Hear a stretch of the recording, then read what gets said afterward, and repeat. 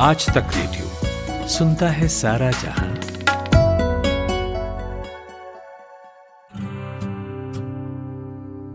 चलिए आपको सुनाता हूं आपकी ही कहानी। शुरू करते हैं नई कहानी का नया सफर।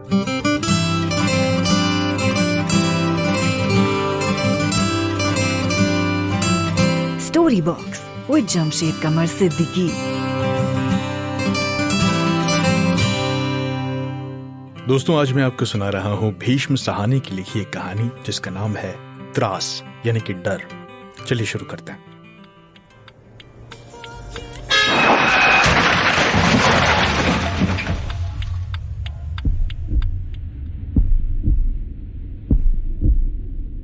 एक्सीडेंट पलक झपकते ही हो गया और एक्सीडेंट की जमीन भी पलक झपकते ही तैयार हुई। पर मैं गलत कह रहा हूं शायद। उसकी जमीन मेरे मन में सालों से तैयार हो रही थी। हां, जो कुछ हुआ वो जरूर पलक झपकते ही हो गया। दिल्ली में हर कार चलाने वाला आदमी साइकिल चलाने वालों से नफरत करता है। दिल्ली के हर ऐसे आदमी के दिमाग में नफरत पलती है और एक ना एक दिन किसी न किसी शक्ल में वो फट पड़ती है। बसों में धक्के खाकर चढ़ने वाले, भाग भाग कर सड़कों को लांघने वाले, हॉर्न बजाती कारों में सफर करने वाले सभी किसी न किसी पर चिल्लाते, गालियां बकते, मुड़ मुड़ कर एक दूसरे को दांत दिखाते जाते हैं।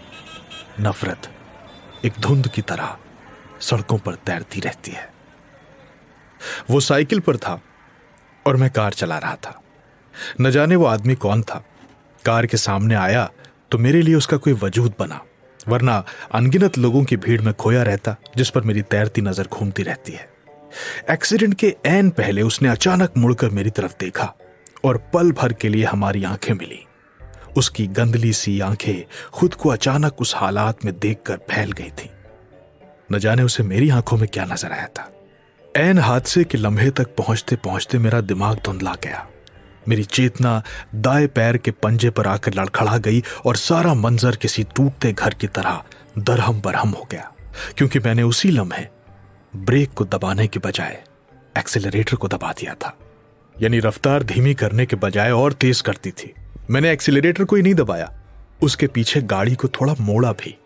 जब वो मेरे सामने से रास्ता काट कर लगभग आधी सड़क लांघ चुका था, तभी उसने घबरा कर मेरी तरफ देखा और फिर खटाक की आवाज हुई और कोई चीज उछली थी जैसे चील झपट्टा मारती है। जब पहली बार मेरी नजर उस पर गई थी तो वो मेरे आगे सड़क के किनारे किनारे बाएं हाथ बढ़ता जा रहा था। तब भी मेरे मन में उसके प्रति नफरत थी। वो थुलथुल सा ठिंगने कद का आदमी लगता था, क्योंकि उसके पैर मुश्किल से साइकिल के पैडलों तक पहुंच पा रहे थे। टखनों के ऊपर लगभग घुटनों तक उठे हुए उसके पैजामे को देखकर ही मेरे दिल में नफरत उठी थी, या काली गर्दन को देखकर, पता नहीं। अभी वो दूर था और आसपास चलती गाड़ियों की तरह मेरी नजर के दायरे में आ गया था। फिर वो अचानक अपना दायां हाथ झुला झुलाकर मुड़ने का इशारा करते हुए सड़क के बीचों बीच आने लगा था, जैसे मुझे ललकार रहा हो। तभी मेरे अंदर चिंगारी सी फूटी। अब भी याद आता है तो सबसे पहले उसका घुटनों तक चढ़ा हुआ वो गंदा पजामा और वो मैली सी गर्दन आंखों के सामने आ जाते हैं। वो आदमी दफ्तर का बाबू भी हो सकता था, किसी स्कूल का टीचर भी हो सकता था, या छोटा मोटा दुकानदार भी हो सकता था। अरे संभाल कर, सुअर का पिल्ला, देखूं तो जरा कैसे मोड़ काट जाता है। अरे ये भी कोई तरीका है सड़क पार करने का। उसी लम्हे भर में मैंने एक्सीलरेटर को दबा दिया था और कार को थोड़ा मोड़ भी दिया था। तभी उसने हड़बड़ाकर पीछे की तरफ देखा था और हमारी नजरें मिली थी। वो लम्हा सुकून का लम्हा था, जहर भरा हुआ सुकून। सुअर का बच्चा, अब आए तो मेरे सामने। लेकिन खटाक शब्द के साथ ही एक हड़बड़ाती आवाज सी उठी और एक पुंज सा जमीन पर गिरता आंखों के सामने कौंध गया, कुछ वैसे ही जैसे कोई चील झपट्टा मारकर पास से निकल गई हो। पर इस लम्हे का एहसास होते देर नहीं लगी और मेरा मन लड़खड़ा सा गया। ये मैं क्या कर बैठा हूं? किसी बात को चाहना एक बात है और सचमुच कर डालना दूसरी बात है। कहीं कोई चीज टूटी थी, एक आवाज आई थी। ये मैंने क्या कर दिया? चलते चलाते मैंने बेकार का बखेड़ा मोल ले लिया, मैंने कहा, और एक्सीलरेटर को फिर से दबा दिया। हड़बड़ाते जहन से आवाज आई, अरे निकल चलो यहां से यार, पीछे मुड़कर नहीं देखूंगा, चलो निकलते हैं यहां से जल्दी। पर मेरा सब कॉन्शियस माइंड ज्यादा कॉन्शियस था। उसका बैलेंस अभी नहीं टूटा था। सालों पहले किसी ने कहा था कि एक्सीडेंट के बाद भागने से रिस्क बढ़ता है, बखेड़े उठ खड़े होते हैं। मेरा पैर एक्सेलरेटर पर से हट गया, टांगों में कंपन हुआ और कार की रफ्तार धीमी पड़ गई। कार रुक गई, लेकिन तभी जैसे जैसे मेरी टांगों में पानी भर गया और सारा बदन पर ठंडा पसीना सा आता महसूस हुआ। ये मैं क्या कर बैठा हूं? सड़क पर शाम के हल्के हल्के साए उतर आए थे। उस समय जब अंधेरे के साथ साथ झीना सा परायापन सड़कों पर उतर आता है, जब चारों ओर हल्की हल्की धूल सी उड़ने लगती है और आदमी अकेला और झेंपा और बेसहारा सा महसूस करने लगता है। सड़क पर आवन जावन कम हो चुकी थी, बत्तियां अभी नहीं जली थीं। मैं कार का दरवाजा खोलकर नीचे उतर आया। 2-1 कारें उसी तरफ से आती हुई धीमी हुई। सड़क के पार पटरी पर कोई औरत चलते चलते रुक गई थी और मेरी तरफ देखी जा रही थी।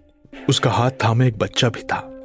मैंने उतरते ही सबसे पहले आगे बढ़कर कार का बोनेट देखा, लाइट देखी, पहलू को ऊपर से नीचे तक देखा कि कहीं कोई निशान तो नहीं पड़ा है, कहीं रंग तो नहीं उधड़ा है। नहीं, कहीं कुछ टेढ़ा नहीं हुआ था। फिर मैं तेवर चढ़ाए पीछे की ओर घूमा, जहां सड़क के बीचों बीच वो आदमी गठरी सा बना पड़ा हुआ था और उसकी साइकिल का पिछला पहिया टेढ़ा होकर अभी भी घूमे जा रहा था। बचाव का एक साधन है हमला।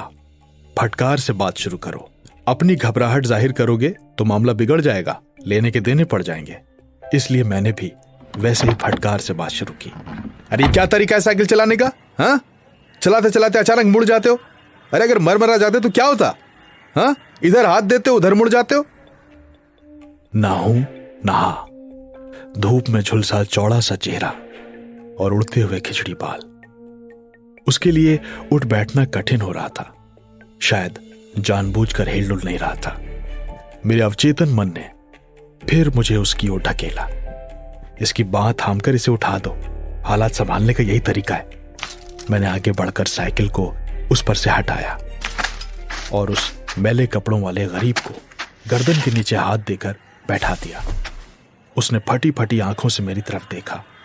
उसकी नजर में अब भी पहले सा शक और त्रास था और वो बेसुध हो रहा था, जैसे भूचाल के बाद कोई आंखें खोले और ये समझने की कोशिश करे कि उसे कहां लाकर पटक दिया गया है। खून की बूंदें उसके खिचड़ी बालों में कहीं से निकल कर उसके कोट के कॉलर पर गिर रही थीं। सड़क पार की ओर से किसी के चिल्लाने की आवाज आई। ऐसे तेज चलाते हैं ये जैसे सड़क इनके बाप की है। अरे आदमी को मार ही डालोगे क्या? पटरी पर घाघरे वाली औरत अपने बच्चे का हाथ थामे खड़ी चिल्ला रही थी। उसने एक्सीडेंट को होते देखा था। इसके अलावा मेरे दाएं हाथ की पटरी पर एक आदमी ठिठक कर खड़ा हो गया था, हैरान होकर। मैंने घूम कर देखा था, कोई बूढ़ा था, सूट बूट पहने हुए, छड़ी डुलाता पटरी पर ठिठका खड़ा था। मेरे देखने पर पटरी पर से उतर आया। ये सभी एक्सीडेंट ना साइकिल वाले ही करते हैं, इन्हें तो बड़ी सड़कों पर आने की इजाजत ही नहीं होनी चाहिए, ब्लडी। वो अंग्रेजी में गालियां दे रहा था, तौर तरीके से भी अंग्रेजों के जमाने का रिटायर्ड अफसर लग रहा था। मेरा हौसला बढ़ गया उसे सुनकर और मैंने कहा, अरे भाई साहब, बस ये समझ लीजिए कि मैंने कार रोक ली तो ये बच गया, नहीं तो इसका भुर्ता बन गया होता। मैंने ऊंची आवाज में कहा और मेरे जिस्म में कॉन्फिडेंस की हल्की सी लहर दौड़ गई। उसी पल मुझे जगत राम सुपरिटेंडेंट का भी ख्याल आया। मेरे भाई का साड़ू है, पुलिस का अफसर है। मैंने सोचा मामला बिगड़ गया तो उसे फोन भी कर दूंगा, वो सब संभाल लेगा। इधर उधर देखा और फिर मैं वहां से चलने को हुआ। मैंने दोनों हाथ पैंट की जेबों में डाल लिए और मैं चलने लगा। तभी सूट बूट वाला बुजुर्ग मेरे पास आया और फुसफुसाकर बोला, अरे परखुरदार, इसे अस्पताल में ले जाओ, जैसे भी हो यहां से हटाओ। पुलिस आ गई ना तो मामला बिगड़ जाएगा, संभाले नहीं संभलेगा। वहां पर कुछ दे दिलाकर मामला निपटा लेना। पुलिस के नाम पर फिर मेरी आंखों के सामने जगतराम सुपरिटेंडेंट का चेहरा घूम गया। फिर से बदन में एक लहर सी दौड़ गई। मैंने आंख घुमाकर उस जख्मी शख्स की तरफ देखा। वो दोनों हाथों में अपना सर थामे वहीं का वहीं बैठा था। खून की बूंदें रिसना बंद हो गई थी और कॉलर पर चौड़ा सा खून का पैबंद लग गया था। मैंने सोचा कोई क्लर्क है शायद, कितने पैसे देने पे मान जाएगा। तभी सड़क पार से फिर से चिल्लाने की आवाज आई। अरे नहीं भाई, हमारे सामने पीछे से टक्कर मारी इन्होंने, हमने अपनी आंखों से देखा है। ये ऐसे आए और यूं ही घुसा दी गाड़ी इन्होंने। उस औरत की आवाज थी। उसने रास्ते से जाते 3 आदमी घेर लिए थे और अब वो सब के सब मुझे घूर रहे थे। उन सूट बूट वाले सज्जन ने बड़ी सधी हुई आवाज में फिर से कहा, अरे अगर पुलिस आ गई ना तो कार यहीं पे छोड़ के जाना पड़ेगा, खामखा का पचड़ा खड़ा हो जाएगा बरखुरदार। मैं फिर ऊंची आवाज में सड़क के पार खड़े लोगों को सुनाने के लिए बोला, जिस तरह तुम अचानक से मुड़ गए थे ना, टक्कर तो होनी थी। अरे शुक्र मनाओ कि मैंने गाड़ी रोक ली, वरना तुम्हारी हड्डी पसली नहीं बचती। अगर इसी तरह से साइकिल चलाओगे ना तो किसी ना किसी दिन जान से हाथ धो बैठोगे। मेरी आवाज में समाज सेवा की गूंज आ गई थी और मुझे इस बात का यकीन होने लगा था कि मैंने सचमुच इस आदमी को बचाया है, इसे गिराया नहीं है। उस आदमी ने सर ऊपर को उठाया। उसकी आंखों में अभी भी त्रास छाया हुआ था, लेकिन मुझे लगा जैसे उसकी आंखें दिमाग में छिपे मेरे इरादों को देख रही हैं। उस बुजुर्ग ने फिर कहा, अरे मेरी मानो तो इसे अस्पताल पहुंचा दो। लेकिन मेरा कोई इरादा उसे अस्पताल पहुंचाने का नहीं था। मेरे भाई का हमजुल्फ यानी कि साड़ू जगतराम है ही, बस उसे एक कॉल करने की देर है। अधेड़ उम्र के उस घायल शख्स के बालों से खून रिसना बंद हो गया था। वो उम्र बड़ी खतरनाक होती है, बुरी तरह से घायल होने के लिए भी और दूसरों को परेशान करने के लिए भी। मैंने फिर से हाथ जेब में डाला जिसमें 2 नोट रखे थे, एक 5 रुपए का, दूसरा 10 रुपए का। जैसे जैसे मेरा डर कम होता जा रहा था, जेब में से 5 रुपए का नोट निकालने से पहले मैंने मुड़कर देखा। सूट बूट वाला बुजुर्ग जा चुका था, मुझे अकेले अपने हाल पर छोड़कर। अब मैं अकेला दुश्मनों से घिरा हुआ महसूस करने लगा था, क्योंकि 2 छोटे छोटे लड़के भी मेरी बगल में आकर खड़े हो गए थे और उन्होंने जमीन पर बैठे थुलथुल शख्स को पहचान लिया था। अरे ये तो गोपाल के बाबू है ना? हाँ, एक ने दूसरे से सहमी हुई आवाज में कहा, मगर ये दोनों दूर ही खड़े रहे और उस जमीन पर बैठे शख्स को देखते रहे। कभी उसकी तरफ देखते, कभी मेरी तरफ। मैं अभी 5 का नोट उंगलियों में मसल ही रहा था कि तभी पुलिस आ गई। कोई आदमी चिल्लाया, अरे पुलिस आ गई, पुलिस आ गई है भाई। अरे यार, मैंने सोचा, मैं चूक गया। उस वक्त निकल जाता तो निकल जाता। अब तो यह आदमी भी तेज हो जाएगा, बवाल मचाएगा, पुलिस को अपने जख्म दिखाएगा, साइकिल का टेढ़ा पहिया भी दिखाएगा, भीड़ इकट्ठी कर लेगा, मुझे परेशान करेगा। पटरी पर वो औरत अभी भी खड़ी थी। मैंने सोचा, जगतराम सुपरिटेंडेंट का नाम पुलिस के आते ही कह देना होगा, वरना उन्होंने अगर चालान लिख दिया तो फिर उसे फाड़ेंगे नहीं। मैं इस तरह सोच विचार में लगा हुआ था। लोग नजदीक आने लगे थे, घेरा सा बनने लगा था। तभी मैं लपक कर घायल शख्स के ऊपर झुक गया और उसे सहारा देकर उठाने लगा। अरे चलो भाई, अब तुम्हें अस्पताल पहुंचाया हूं। हाँ, अरे उठो उठो, देर मत करो, अरे उठो, देर मत करो, उठो। मैंने इस तरह सहारा दिया कि आसपास के लोग देख लें कि मुझे उस आदमी के साथ हमदर्दी है। पुलिस वाले भी देख लें कि मेरे मन में कोई बुरा ख्याल नहीं है। उसने आंखें फेर कर मेरी तरफ देखा। वो अचानक उठ खड़ा हुआ। मुझे लगा जैसे उसका शरीर बड़ा हल्का हो गया है और बिना मेरी मदद के वो अपने आप चलने लगा है। वो उठा ही नहीं, लड़खड़ाता हुआ कार की तरफ चल दिया। मैंने पहले तो सोचा कि वो अपनी साइकिल उठाने के लिए जा रहा है, पर वो तो सीधा कार के पास पहुंच गया और हैंडल पकड़कर दरवाजे के शीशे के साथ माथा टिकाकर खड़ा हो गया। ये क्या कर रहा है? ये वहां पर जाकर खड़ा क्यों गया? मैं लपक कर आगे बढ़ा, चाबी से डिक्की का दरवाजा खोला, टेढ़े पहिए समेत साइकिल को उसके अंदर ठूंसा, फिर उस आदमी के लिए कार का दरवाजा खोलकर उसे जल्दी से अंदर ढकेल दिया और बिना देर किए जल्दी से ड्राइविंग सीट पर बैठा और गाड़ी चल दी।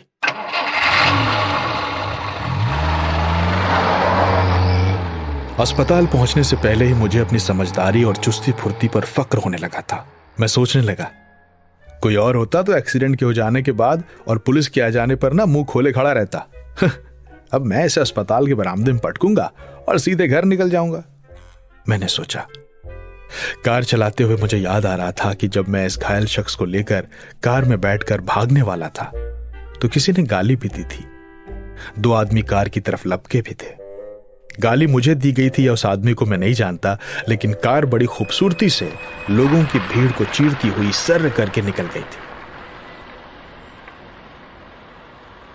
और अब मैं कैजुअल्टी वार्ड के बरामदे में खड़ा था और अंदर उसकी पट्टी हो रही थी। मैंने अंदर झांक कर देखा तो अधलेटे हुए उसने मेरे सामने हाथ बांध दिए और देर तक हाथ जोड़े रहा। एक कमजोर सी मुस्कान भी उसके चेहरे पर आ गई थी। लम्हे भर के लिए मुझे लगा जैसे सर की चोट की वजह से वो पगला गया है। जितनी देर मैं उसके सामने रहा वो छाती पर दोनों हाथ बांधे मेरी तरफ देखे जा रहा था। मैं ठिठक कर वहां से हट गया और बरामदे में टहलने लगा, लेकिन थोड़ी देर बाद जब मैंने दरवाजे से फिर से अंदर झांका तो वो अभी भी छाती पर हाथ बांधे मेरी तरफ देख रहा था। क्या वो सचमुच पागल हो गया था? मैं धीरे धीरे चलता हुआ उसके पास जा पहुंचा।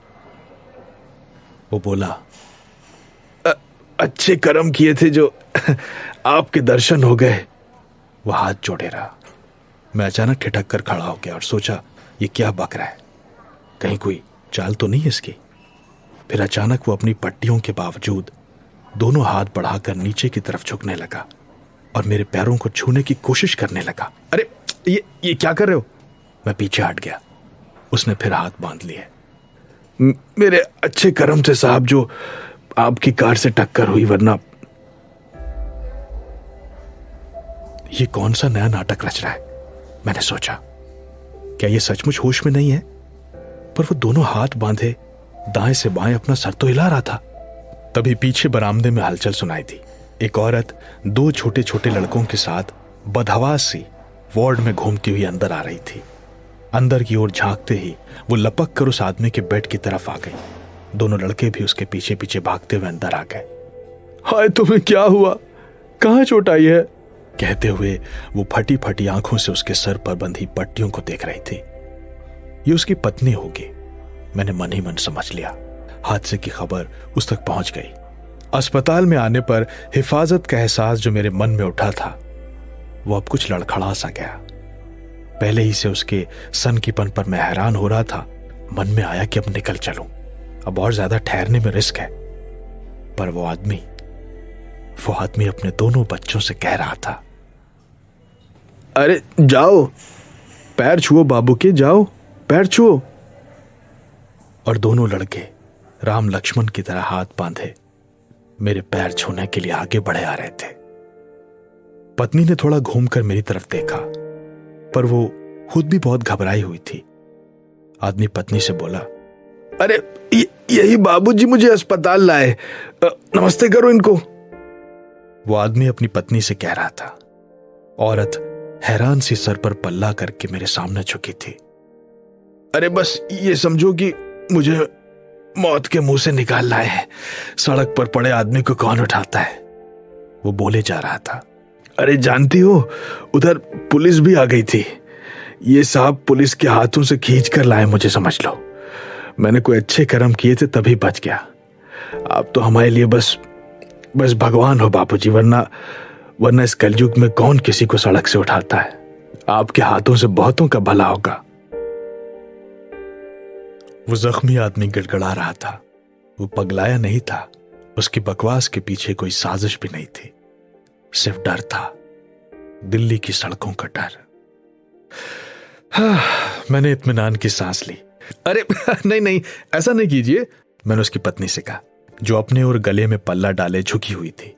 इसकी कोई जरूरत नहीं है। मेरी आवाज में मिठास आ गई। तनाव दूर हो गया था। मैंने आगे कहा, और भाई ये तो फिर इंसानियत का तकाजा है। इंसान की मदद नहीं करेगा तो अब मैंने सिर्फ अपना फर्ज पूरा किया है। फिर उसे नेकदिली के साथ समझाते हुए कहा, वैसे तुमको भी साइकिल ध्यान से चलानी चाहिए। दिल्ली में हादसे बहुत होते हैं, बल्कि मैं तो कहूंगा कि इस उम्र में साइकिल चलानी ही नहीं चाहिए। इससे तो अच्छा है कि पैदल चलो। बस मालिक आपकी दया बनी रहे, उसने बुदबुदा कर कहा। नहीं, अरे किसी चीज की जरूरत हो तो बताओ, मैं भिजवा दूंगा। कहते हुए मैंने और महान महसूस किया। उसने फिर हाथ जोड़ दिए और सर हिलाने लगा। रहमदिली में मेरा हाथ फिर से पैंट की जेब में गया जहां 2 नोट पड़े थे। मैंने अंदर ही अंदर दोनों नोट उंगलियों से अलग किए और सोचा कि 5 दूं या 10 दूं या 5। तभी हाथ रुक गया। मन से आवाज आई, अरे 5 भी क्यों देने? क्या बेवकूफी करने जा रहे हो? यही क्या कम है कि इसे गाड़ी में बैठा के यहां तक लाए? और ये है कौन, हाँ, जो इतने पसीजे जा रहे हो, न जान न पहचान? मैंने हाथ जेब से बाहर निकाल लिया और हाथ उसके सर पर रखकर आशीर्वाद दे दिया। अब मैंने आंख उठाकर उसकी तरफ देखा। सीने पर हाथ बांधे वो अभी जैसे श्रद्धा से सर हिलाए जा रहा था। लिजलिजी, लसलसी सी श्रद्धा, जिसे देखकर मन में फिर से नफरत की लहर उठने लगी।